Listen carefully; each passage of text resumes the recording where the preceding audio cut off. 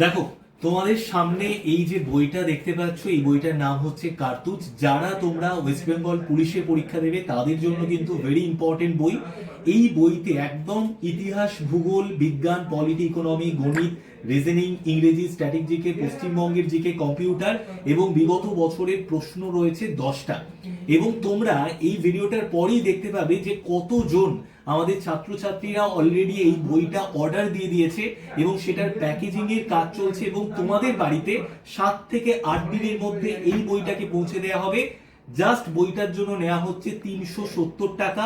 Y951 coupon কোডে এই বইটা যদি পারচেস করো 370 টাকায় তোমার বাড়ি যদি ভারতবর্ষের পিনকোডের মধ্যে হয় 7 থেকে 8 দিনের মধ্যে বই চলে যায়।